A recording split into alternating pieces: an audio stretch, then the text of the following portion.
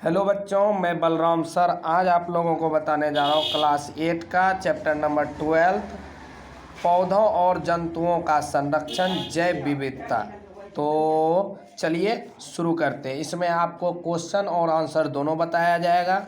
तो चलिए शुरू करते हैं। वीडियो पसंद आए तो लाइक शेयर सब्सक्राइब करना ना भूलें। वीडियो पसंद आए तो लाइक शेयर सब्सक्राइब करना ना भूलें।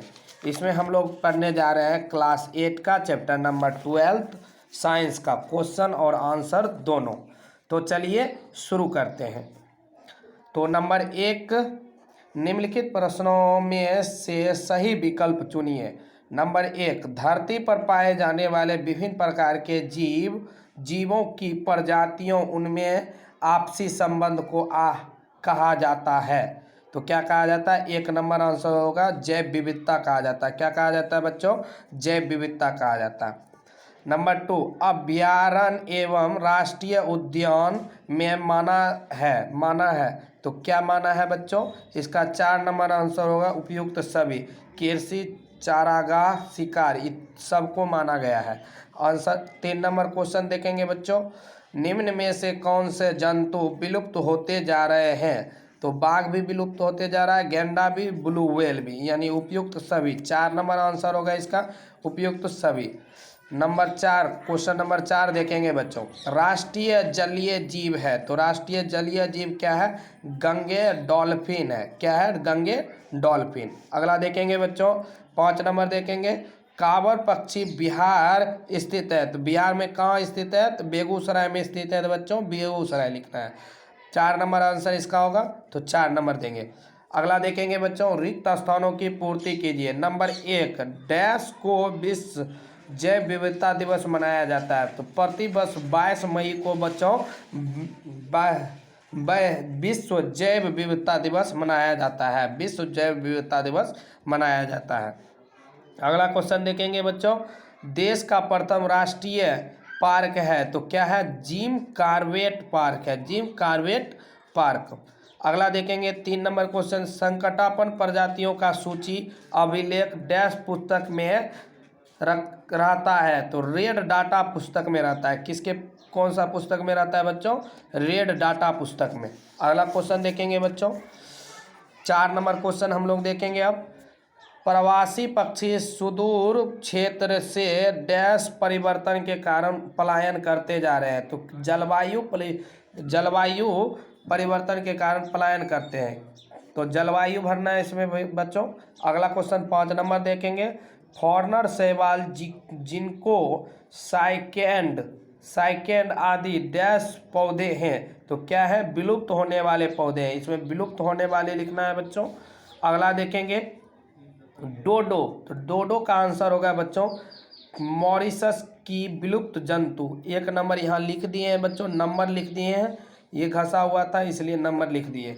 तो मॉरिशस की विलुप्त जंतु 1 नंबर होगा, यानी इसका 1 नंबर। ये 4 नंबर में लगाना है बच्चों।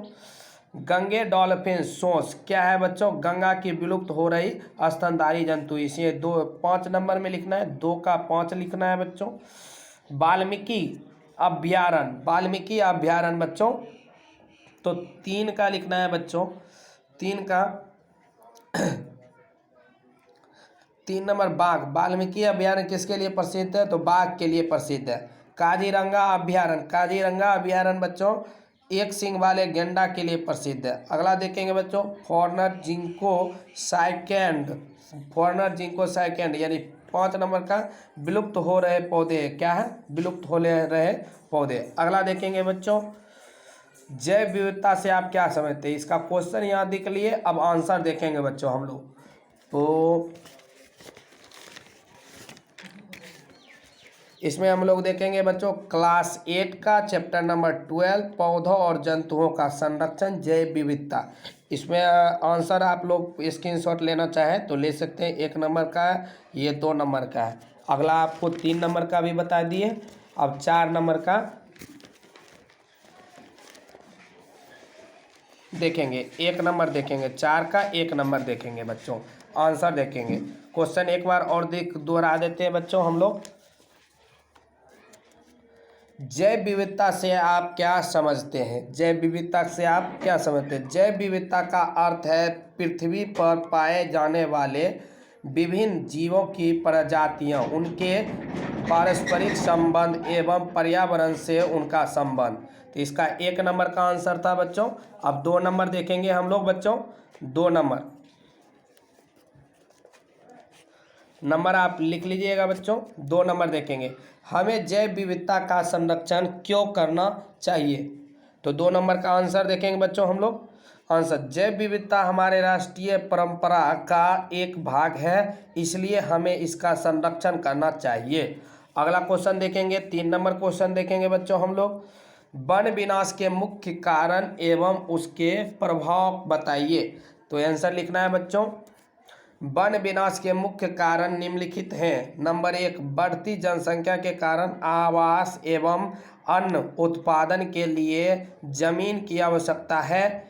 नंबर 2, सड़क एवं रेलों के विकास के लिए लकड़ी एवं जमीन की आवश्यकता होती है।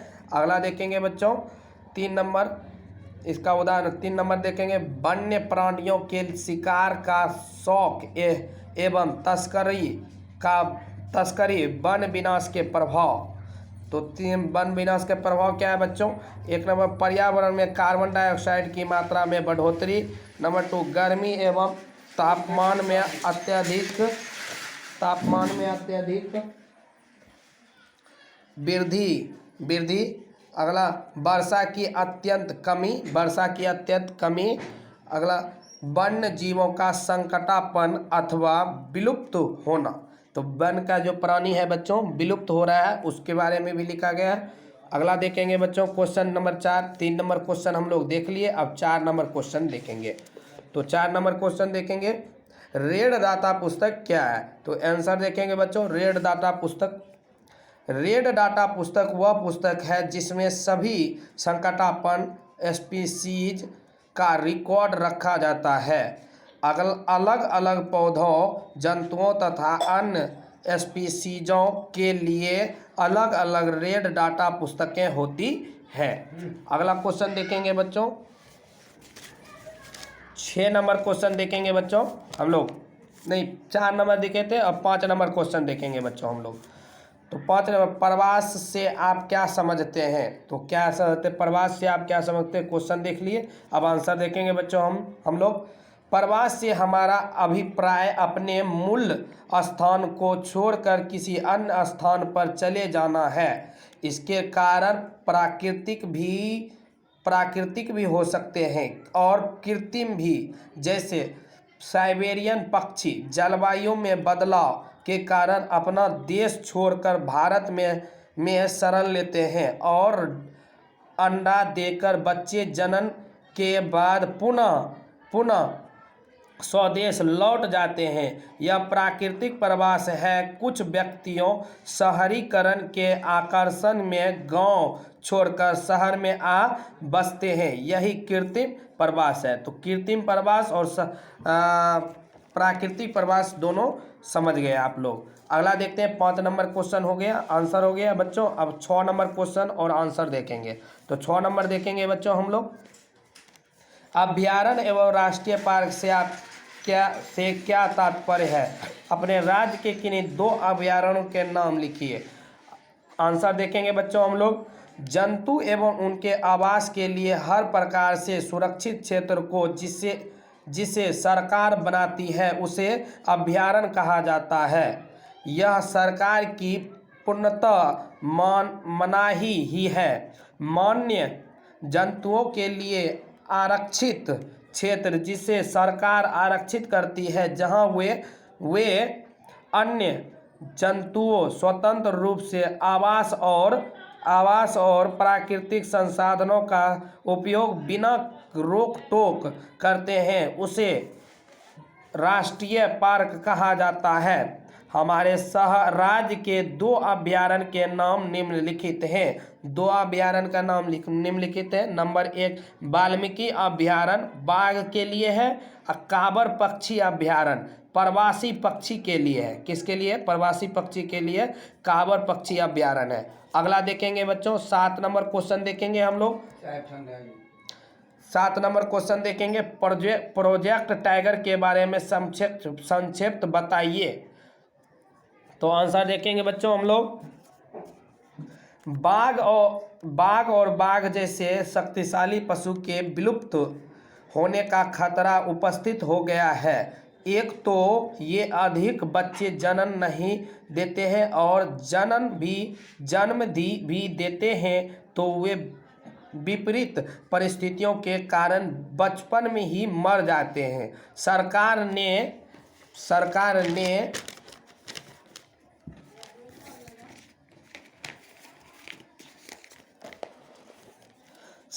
ने उनको और उनके बच्चों को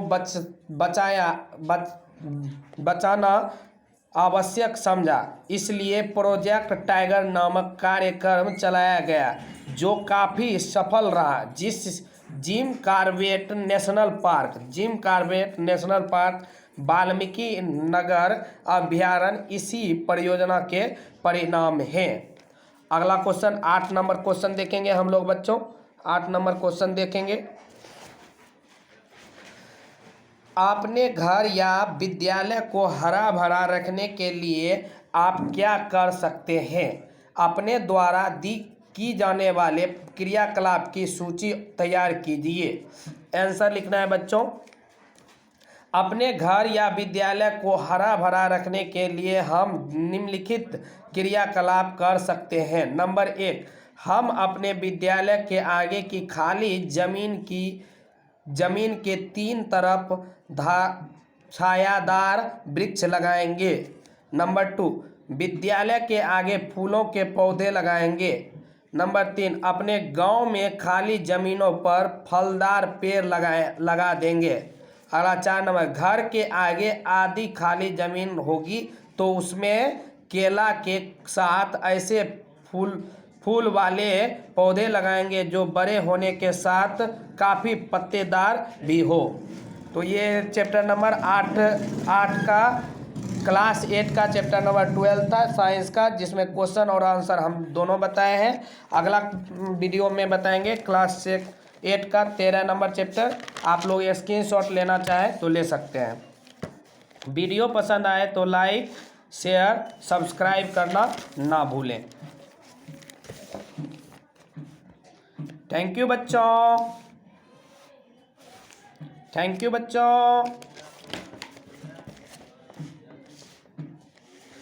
स्क्रीनशॉट लेना चाहे तो आप लोग ले सकते हैं।